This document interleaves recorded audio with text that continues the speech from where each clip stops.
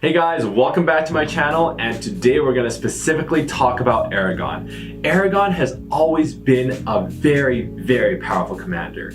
So how should we develop him to make him the best? Today I'm going to take a look at what the differences will be when the same level of Aragorn is developed in two different ways. So let's go with the first way and see what it is.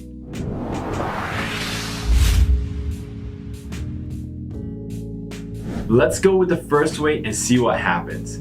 First of all, Aragorn versus Mouth of Sauron. Level 45 Aragorn fights level 50 Mouth of Sauron. A draw. You can see that Aragorn is indeed a very powerful hero. Taking a look at his setup, 318 strength, 172 might, 205 speed, and look at his gear. You can see that all of this gear has been tinkered with. Uruk-hai Pike plus 30 might. Normal attacks have a 50% chance of dealing an additional 26.6% physical damage. This skill mainly causes a bonus damage. Quilted armor to plus 20 might, plus 8 focus, plus 12 speed, and minus 10% for focus damage received. This equipment can mainly defend against some of the stronger mental damage commanders.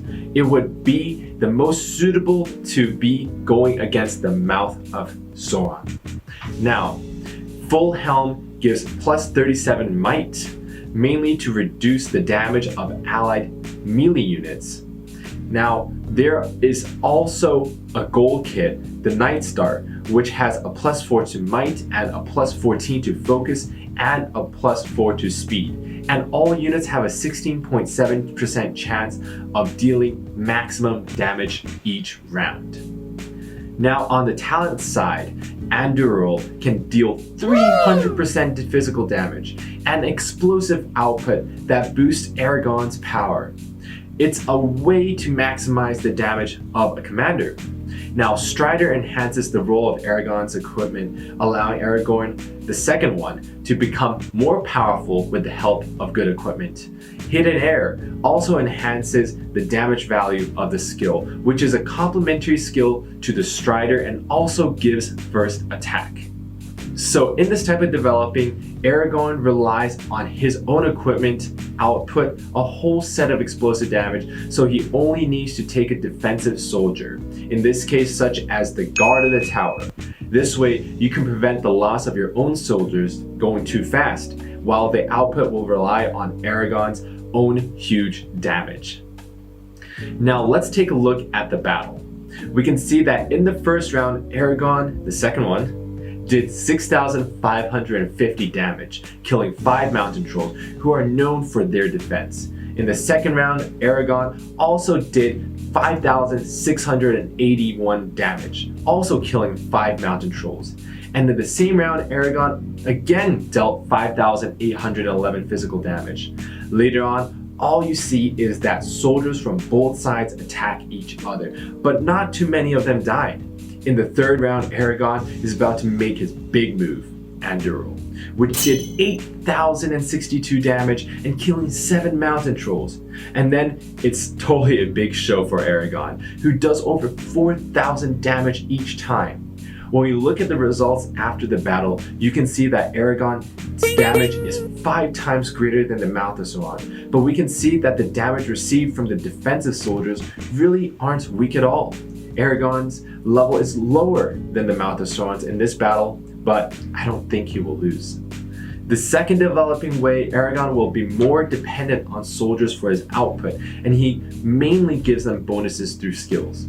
His equipment are the same as the first developing way, but in talent, the main skill used is Dúnedain Chieftain, which gives plus 30 defense, and the HP value of the army is plus 2 when the skill is full.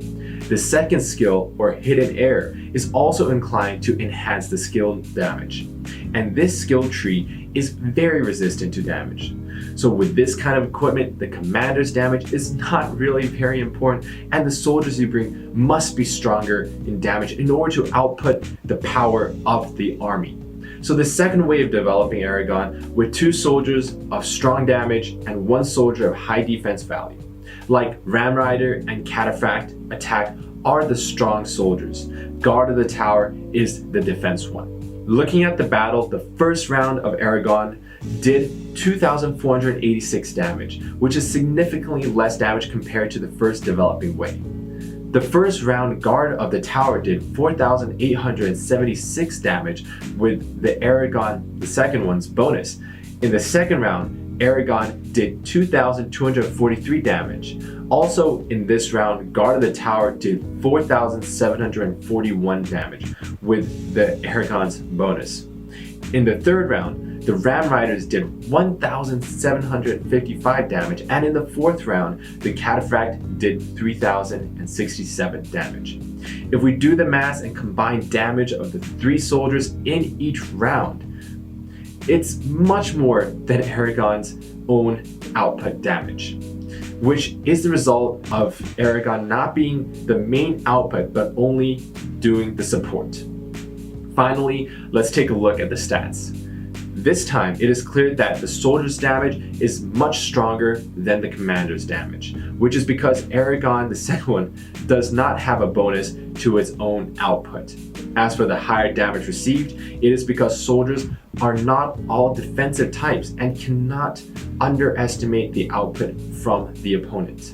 Since Aragorn in the two types of developing do not take on the same soldiers, we can only use the data to predict which type is more powerful. Now, let's see the difference between the commander damage and the soldier damage of the two types is relatively large, but when you add up the two, the first type obviously has a higher output damage, but the second type is more resistance to being beaten, receiving more damage but fewer soldiers die.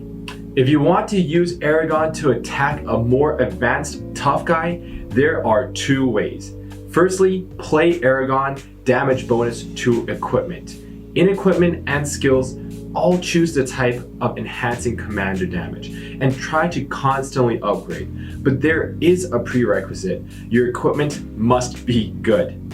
The second way is to choose a higher damage soldier. Then, in the commander skills, you can choose to enhance the defense value, increase the resistance value of the whole army, so that the endurance is also very good at depleting the opponent's strength.